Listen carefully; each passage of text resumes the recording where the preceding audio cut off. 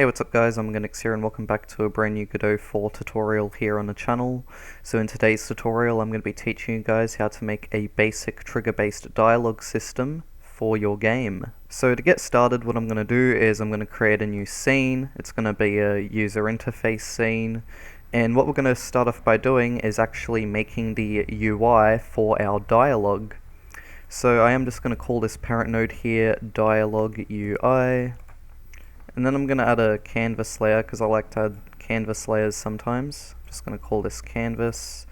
And then I'm going to add a child node of this canvas, which is going to be a color rect.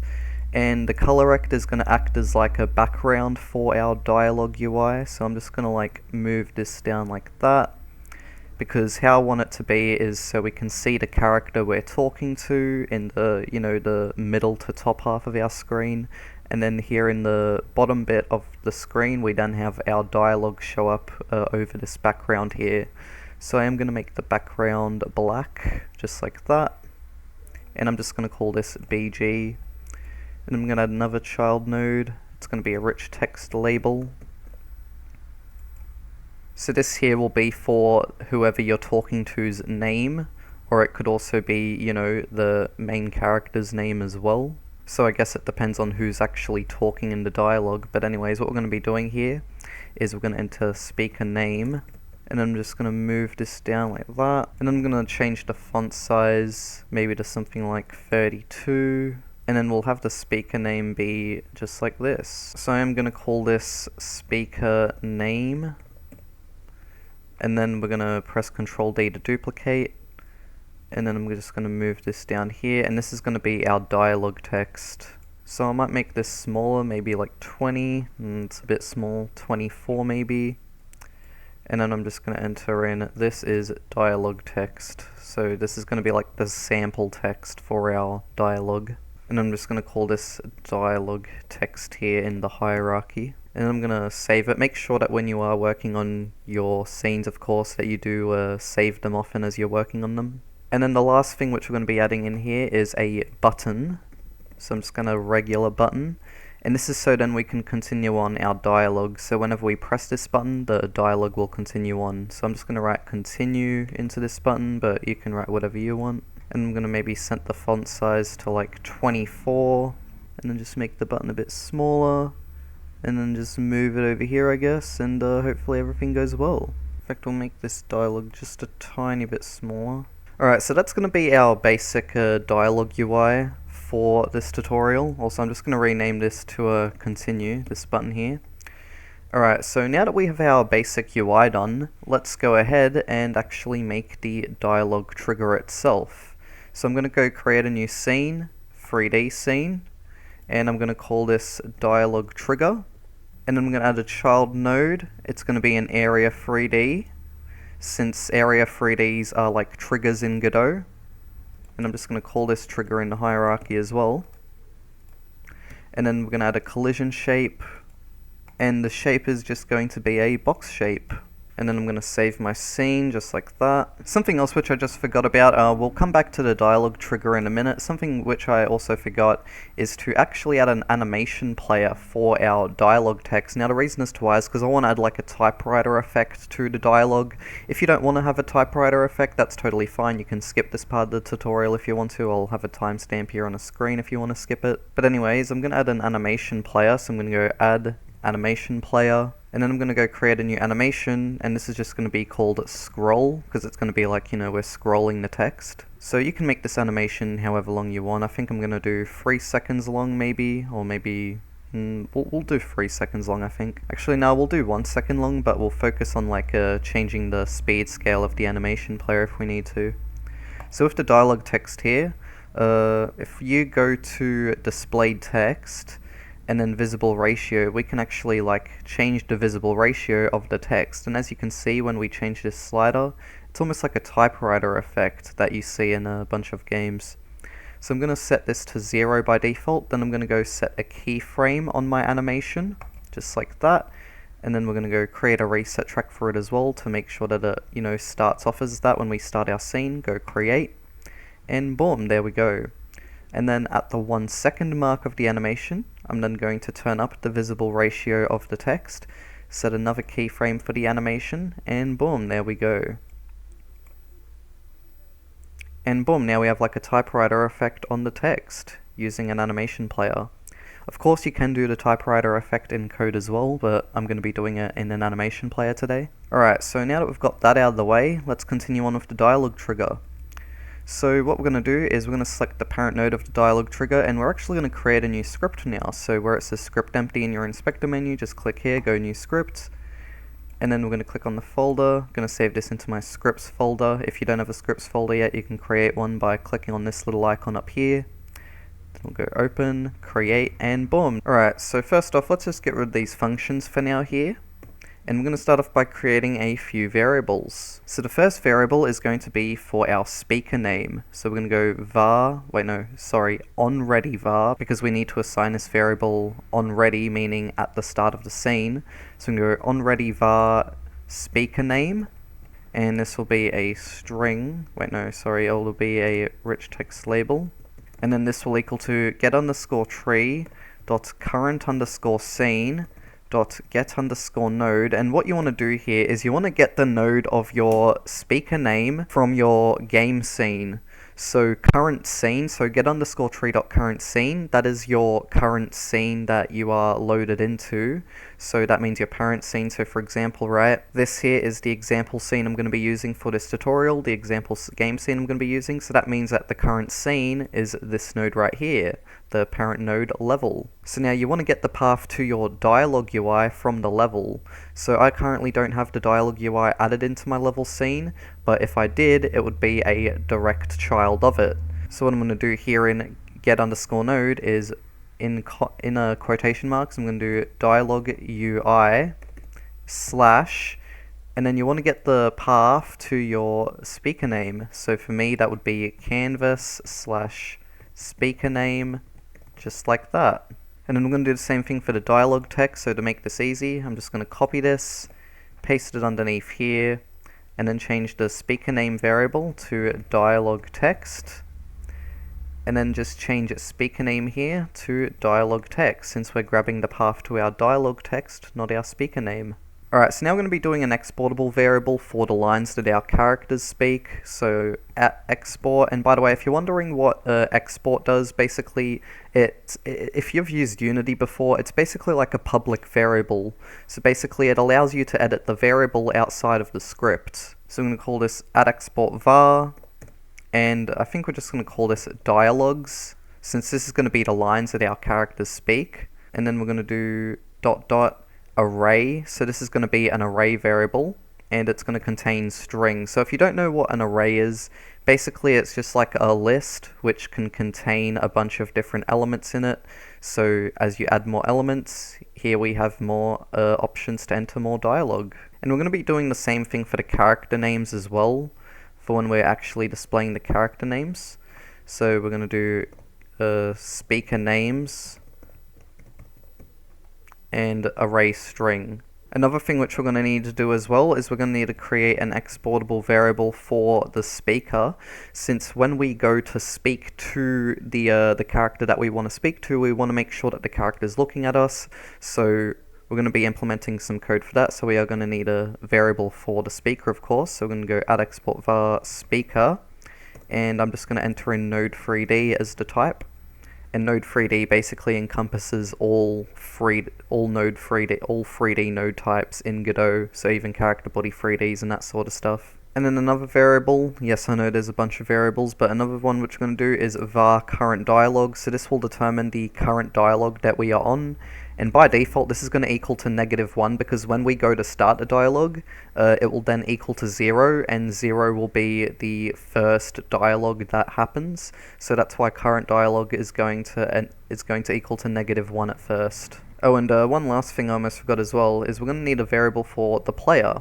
So for me, in my current scene, my player is just a direct child, so obviously when doing get_tree.current_scene.getNode, we just then go player. So what I'm going to do is I'm just going to copy all this here, paste it underneath, change the @onReady var to player, and then change the variable type, of course, to a character body 3D, and then get_node player, just like that. Alright, so now I have all the variables that I can remember for now all set up. Oh, and one last thing as well.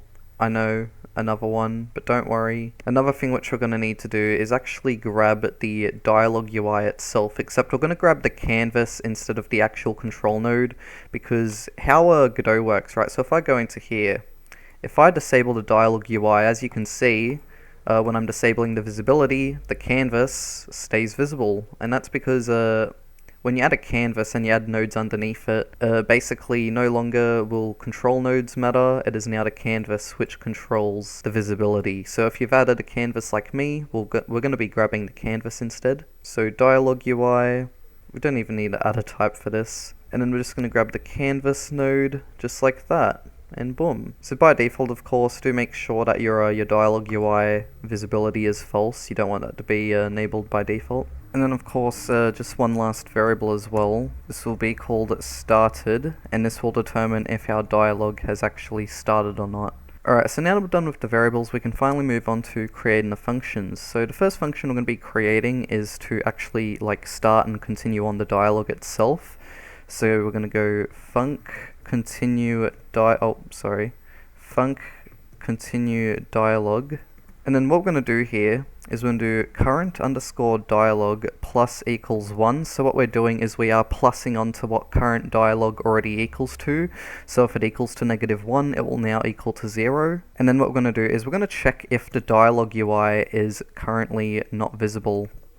So we're going to do if dialog UI dot visible, and then we're going to put an exclamation mark out the front of this, and the reason as to why is because an exclamation mark means not.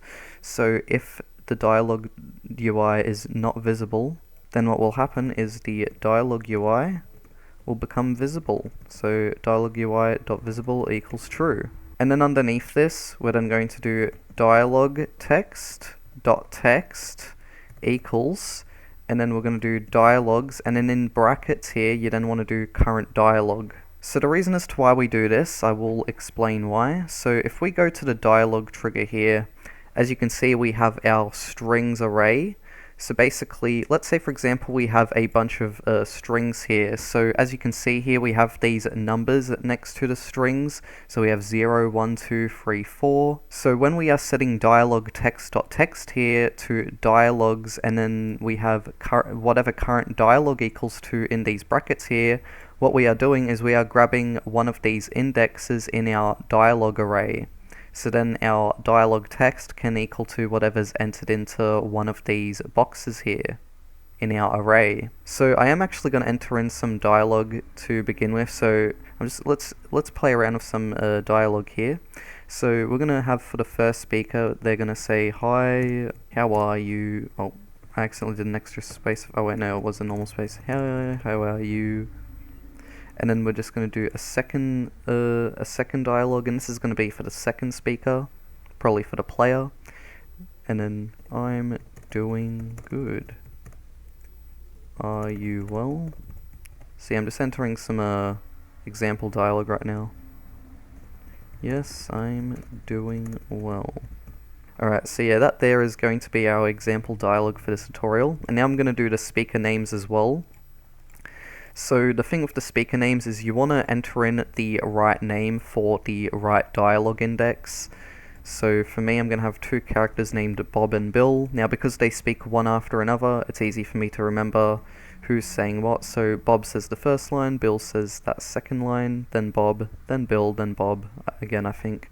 But yeah, so Bob. And I might even do in parentheses here you to indicate that Bill is the player. Alright, so now that we have our dialogues and speaker names in, that is all good. So hopefully you guys now understand that when we pick out a dialogue for the dialogue text equal to whatever current dialogue equals to, it will then grab that specific dialogue with that same index from the array. So if current dialogue equals to 1, then this dialogue here will be chosen. If it equals to 2, then this dialogue here will be chosen. Hopefully I explained that alright. And the same thing will go for the speaker names as well. Since after doing the dialog text, we then need to do speaker underscore name dot text equals to speaker names current dialog. Just like that. So I'm actually going to quickly create a new variable. It's just going to be called dialog animation. It's going to be an animation player, and this will have /animation player at the end of the path, so we're grabbing the actual animation player. Alright, so now we're going to go down the line and we're going to do dialog animation dot play reset, so then we can reset the animation whenever we want to play it. And then we'll just copy this line here, then paste it underneath. And then for my animation name, it is scroll. So you want to enter in whatever your animation's name is into here. So for me it's called scroll, so I'm going to enter in scroll. And then boom, now our typewriter effect for the text will play as well. Alright, so we've got all that done now, but we still do have a few other important things to do here. So we're going to go if current dialog is less than dialogs.size. So what we're checking here, so dialogs.size, it refers to the size of our dialogs array here. So the size of our dialogs array is 5. So if current dialog is less than dialogs.size, then what we're going to do is we're going to grab all of this code here and I'm going to press tab to indent it, just like that. So yeah, in case you didn't know, to indent code you just press tab when you highlight it all. And the reason as to why we check for this as well is because if current dialog is over dialogs.size, then obviously there's no more dialog to do. So what we want to do instead is end the dialog when it is done. So we're going to do an else now. So underneath, if dialog is less than dialogs.size, we then want to do else. So if it's over or equal to dialogs.size. And before we do continue on with this, I'm just going to write pass for now, because I want to actually get on with creating a new function. Again, we're going to come back to this in a bit, but I'm going to start with creating a new function. This is going to be for starting the dialog itself. So we're going to do start dialog, and we're going to do a body variable in the parentheses here, and body is going to be whatever body enters the trigger. So this is going to be the variable that detects if the player enters the trigger. So I'm going to do if body equal to player. So we're checking if the body is equal to our player variable here. So if it's the same as our player, then what we're going to do, so I'm going to go indent underneath. And what I'm going to start off by doing first of all is setting the player's speed to 0. So for me, in my player script, it is just, my variable is just speed in all capitals. So I'm going to be setting my player's speed, so I'm going to do player.speed equals to 0. And then I also want to grab my player's head as well, so I'm going to go player.get_node. And so the reason as to why I'm grabbing my head variable of my player, so if I go into my player scene here, as you can see in my hierarchy, I have the head variable. So the head variable is where my camera is where my player's camera is controlled from. So here I have my head script, and what I want to do here is I want to set my player's sensitivity value to 0, so then we can't look around as we are talking to the character. So in the dialog trigger now, where we have player.getNode, I'm going to put head, and I'm going to go dot sensitivity equals to 0.0, just like that. So then we're setting the head sensitivity to 0. Also, with this line here where we actually enable the dialog UI, I think I'm actually going to move this up into my start dialog function just up here, just because I think it's a better place for it to be, and it makes more sense, since this is the start dialog function after all, and this is where we will enable the dialog UI. Oh, and also we need to do a check here for if body equals to player. We need to do also end, and then not started. So we need to check if we haven't started the dialog yet, and then underneath here we're then going to do started equals to true, so then we can't actually trigger this again. So next up after this, what we're going to do is we're going to make it so then when we enter the trigger, our speaker then actually looks at the player. So we're then going to do speaker.lookat, and then player.global_transform.origin. And to make sure that the speaker is only rotated on its y-axis, we can then do speaker.rotation_degrees.x equals 0, and then we can just copy that line, paste it underneath, and then change the x to a z, and boom, just like that. So now our speaker will look at the player. They'll just rotate on the y-axis being left or right, and then they'll stay normally on their z and x axis. And then lastly underneath here, we then want to do continue dialog. So we then want to have our continue dialog function happen as soon as we start the dialog as well. And then I'm going to create a new function. This is going to be end dialog. And then I'm going to grab these 3 lines of code here, paste them underneath here. And then what we're going to do when we end the dialog is we're going to set our player's speed back to normal. So I'm going to set it back to 5, set my sensitivity of my player's head node to 0.2 again. And then we're also going to disable the visibility of the dialog UI. Oh, another thing which I forgot to do in the start dialog function as well is input.setMouseMode. And then we do mouse mode visible because we want to make sure that our mouse is visible when we are talking to whatever character we are talking to, so then we can actually click the dialog button to continue the dialogue. And then when we end the dialogue, of course, we're then going to grab this code and then paste it here. And then instead of visible, we're then going to set it back to captured, so then our mouse is no longer visible on the screen. And then underneath here in the continue dialog function, where we have else now, we can now replace pass with end dialog. So then if current dialog is over or equal to dialogs.size, then instead of continuing on, we can just end the dialog, just like that. Alright, so to make sure that our continue dialog function happens whenever we press our dialog UI button here, the continue button on the dialog UI, what we're going to do is we're going to enter in a bit of code into our dialog trigger function, into our dialog trigger script in order to make that happen. So in my dialog trigger script, I'm going to create a new function, and it is going to be a ready function. So in case you don't know, ready functions happen as soon as a scene starts. So what I'm going to do here is I'm going to go dialog_UI.getNode, and we're going to be grabbing the continue button. So for me, it's just called continue. That's what my continue button is called. And then we're going to do .connect. So we're going to be connecting a signal of the continue button. And the signal which we're going to be connecting is the pressed signal. So in quotations, we're going to do pressed, and then we're going to do a comma, and then we're going to do callable. And then since the function which we want to connect to our continue button's press signal is in our dialog trigger script, what we can do is we can just do self. Since we're grabbing the function from ourself, then we do comma again, and then you want to enter in the name of the function that you want to connect to the button. So for me, it's going to be the continue dialog function, so I'm going to do continue dialog, and boom, just like that. So let me just do another quick explanation of what this code here is doing. So what we're doing is we are grabbing the continue button from our dialog UI, and then we are connecting its press signal up to the continue dialog function from our dialog trigger. So what callable does here is this basically just grabs the function that we want from the node that we want. So since the node is our self, we just do self here, and then we enter in our function name afterwards that we want to connect up to our button. And boom, just like that. Speaking of connecting signals, we'll actually need to connect our trigger to the start dialog function.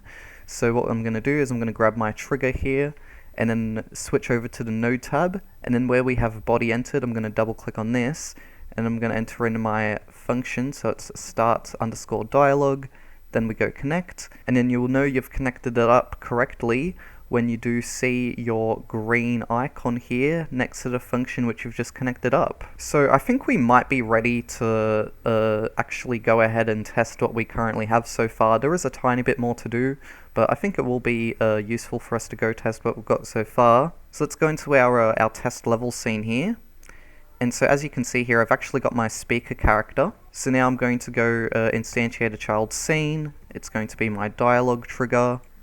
And then I'm going to place it over here, just where our character is. And I think I'm going to make it a bit bigger as well. So I'm going to go scale this up a bit, just like that. And boom, there we go. So I've already got our dialogues and the speaker name set. Now we just need to drag the speaker into here. So I'm going to grab my character, which is called dummy. Then I'm just going to drag it into the speaker variable right here on my dialog trigger script. So then we have our speaker here as well added in. Oh wait, just before we do start, I forgot we do need to add the dialog UI into the scene as well. Do not forget that, to add your dialog UI. Alrighty, so now that we have our dialog trigger and our dummy all set up, also with our dialog UI as well, we can now get started and test this all out so far. Alright, so I'm going to click on the clipboard icon up here in order to go test this current scene, so let's do it. And here we are, so let's go walk up to this dummy now. And boom, as you can see, the dummy then looks at us, and then we have our dialog UI open, and then we have our speaker name be set and our dialogue text be set. And then if we press continue, as you can see, it now switches to speaker name and then switches to dialogue text as well. And so yeah, whenever we press the continue button, it's just going to continue through the dialogue. Just like that.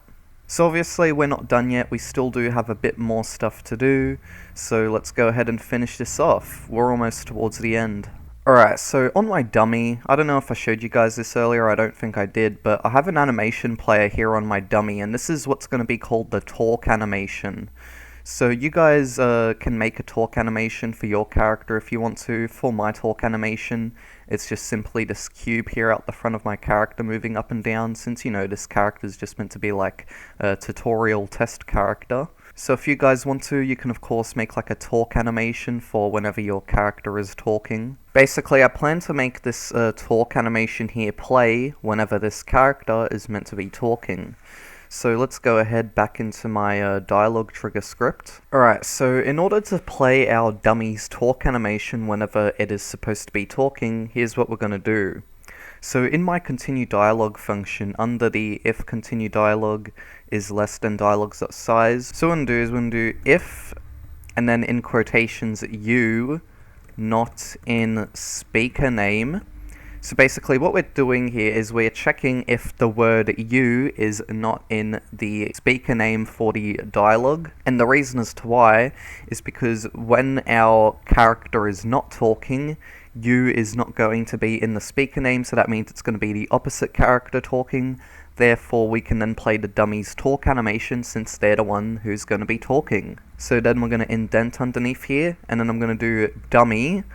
Wait, no, not dummy, sorry, we need to do speaker dot get underscore node, and then we need to grab the animation player from the speaker, so I'm going to do get underscore node animation player, and then we do dot play, and then I'm going to do talk, since that is my talk animation's name, and boom. So whenever our speaker name does have the word you in it, here's what we're going to do instead. So I'm going to do else, so that means, you know, else if you is in the speaker name. Then instead of playing the talk animation, we're going to play the reset animation. Now if you have an idle animation, you can just write idle in here instead, depending on what your idle animations here's called. But since all I have right now is a reset animation and a talk animation, I'm just going to do reset as my idle animation for this tutorial. But again, you guys can do your own idle animation, write what you want here, you don't have to do reset like I am. And so now, whenever our character speaks, and whenever they're not speaking, they are going to talk or not talk, depending on if they're speaking or not. Alright guys, so something which I just quickly wanted to mention is that I moved this bit of code here, the if you not in speaker name and the else line underneath it, and I moved them underneath the speaker name.text equals to speaker name's current dialogue line, and the reason as to why is because I had it above that before. So what it was doing was it was checking the speaker name of the previous speaker, not the current one, so that's why I moved it underneath speaker name.text equals to speaker name's current dialogue. So make sure that you do have this code here underneath this line here, so then we're actually checking the current speaker name and not the previous. Another thing which I forgot too is where we have if you not in speaker name, we then need to do .text afterwards, since we need to check the text of the speaker name. So yeah. Anyways, we should be all ready to go now. So let's go ahead and click on this icon up here and let's get started. Alrighty, so if I go walk up to this character, here's what will happen. So as you can see, the talk animation starts playing. And then if we press the continue button, it then stops because it is no longer this character speaking, it is now us speaking. And then we press continue again, and then he continues his talk animation just like that. And then he stops again, and then he continues, and yeah, and then we'll have to make him stop at the end. So I'm gonna grab this line here, speaker.getNode animation player play reset, and I'm gonna paste it underneath my end dialogue function here, just so then the character does stop speaking at the end of the dialogue. Alright, so I think there's like one more thing for us to do in this tutorial today, and that basically involves making the player look at the speaker when they do enter the trigger, because the player can enter the trigger looking whatever way they want, and their direction's not going to change. So, you know, if they enter the trigger whilst not looking at the speaker, they're not going to look at the speaker whilst they're talking to them. I'll show you guys an example. So if I was to walk up behind like this, as you can see, we're just facing in this direction, but we're still doing the dialogue, and it's kind of weird because, hey, we're not looking at Bob, so that's not really fair.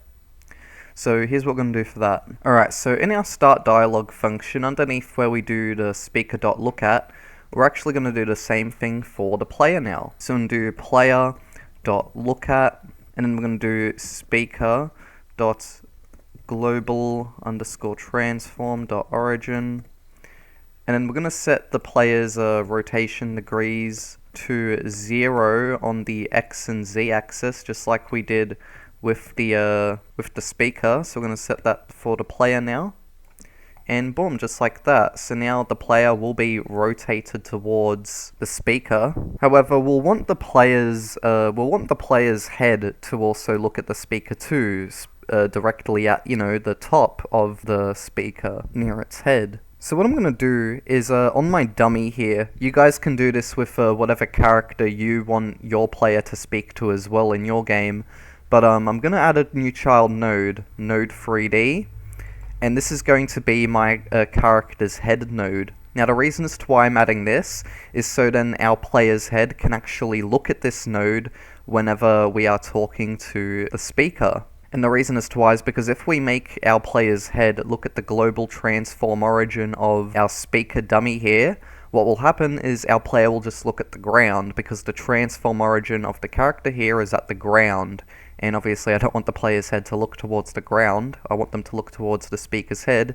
So I'm adding a new node 3D here, which I'm just going to call head in the hierarchy, and it's going to be positioned towards the head. So now underneath where we set the player's look at on the y-axis, we're then going to just grab this player bit here, go player dot, and then we need to get the node of our player's head, so you know how our player rotates around in first person. And then we're going to do dot lookat, and then I'm going to do speaker dot get underscore node head. So we're looking at the speaker's head dot global underscore transform dot origin. And another interesting thing that we're going to need to do here is instead of actually setting the X and Z axis to 0, we're going to need to actually set the Z and Y axis to 0. And the reason as to why is because with our player, right, how I have it coded to work is so then whenever our player is rotating left or right, that is just the player's Y axis being affected. But whenever we're looking up or down, that is our camera's X-axis being affected, whilst its Y and Z axis stay the same. So I'm going to copy this bit here, player.get underscore node head, and I'm going to just grab this part here for the rotation degrees, and then I'm going to change this X to a Y, then I'm going to copy this again, paste it underneath, and I'm going to change this to a Z. And boom, there we go. So now, our player should perfectly look at our dummy whenever we're talking to them. So let's actually go test it all out now. Hopefully everything will work, so I'm just going to switch my scene, go test. And now, moment of truth. So I'm not even going to look at the character when I walk up to them. I'm just going to look behind and see what happens. And boom, now we are looking at them, just like that. If you find that your dialogue UI is covering a bit of your character up that you might not want to cover up, or you might want your player to look down a bit more, you can adjust that stuff. Just move the head node down from the speaker a bit if you want to adjust that. That should help out. But yeah, so overall everything now works. So we go, Bob, hi, how are you? And then Bill says, I'm doing good, are you well? Yes, I'm doing well. Great, you should go get some sleep. Okay then. And then boom, the dialogue ends just like that. So anyways guys, if you did enjoy this tutorial, be sure to like, comment and subscribe for more. This was just a basic tutorial on how to get a basic dialogue system done. You guys can feel free to make whatever changes you want to the script, whatever suits your game of course. Since at the end of the day, I like to look at these tutorials as like, you know, me showing you guys like a template to get started on something, and then you guys can perfect that for your specific game for whatever you're making. So hopefully this tutorial did help you guys get started on making a dialogue system for your game. Be sure to let me know down in the comments below what you thought, and what sort of tutorials you might want to see in the future. I decided to make a tutorial on this today because I got a bunch of suggestions to do so, and I just thought to myself like, hey, I've got no other tutorial ideas right now, so you know what, I'm just going to go ahead and finally do this dialogue system tutorial. So yeah, anyways guys, see you all again soon, and bye bye.